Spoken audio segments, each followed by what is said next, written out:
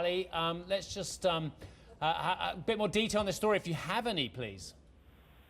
Sure. Hi, Steve. Yeah, well, according to the Public Relations Department of the Iranian oil company, the tanker is called the Sabeti, which belongs to the Iranian oil company, and it sustained damages to the body when it was hit by two missiles, as you mentioned, 60 miles from the Saudi port of Jeddah.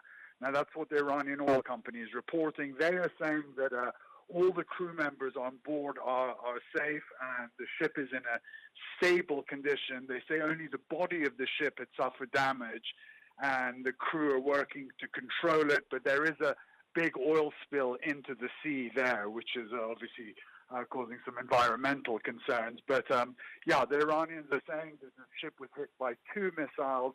The ship is in stable condition and the crew on board are all okay and they're working to stabilize the ship. But it just shows you quite how volatile those waters are. I mean, we've seen incident after incident over the summer where tankers were hit, where the Iranians were blamed.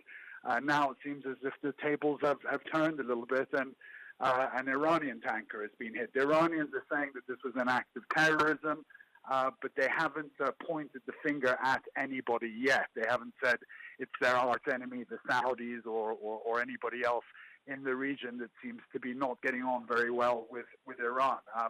I'm sure more details will emerge through the course of the day as Iran gives some details about who they think instigated the attack and what actions they may or may not take once they've determined who was behind it.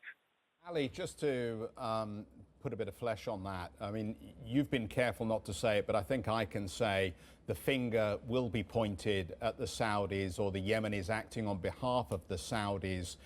Can I ask you, not to speculate necessarily on that, but just to ask you perhaps about the broader impact on the energy price and relations in that part of the world, if indeed that's the narrative that begins to unfold over the next few hours?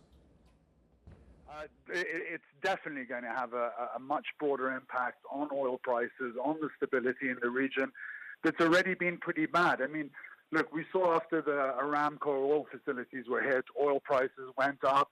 And the Saudis, after making some, quite threatening statements, realized that they needed to walk some of that back, especially as the Americans didn't seem to want to get involved in any sort of conflict with Iran, so they could bring oil prices down, which they did slightly. But this will probably make things spike again. It'll make people very nervous in the region, and it'll make investors very nervous about the region and the direction it's going in, because it doesn't look like, even though the Saudis and the Iranians have sort of dampened down the talk of war after the Aramco hit, there doesn't really seem to be an opening for any sort of dialogue between them.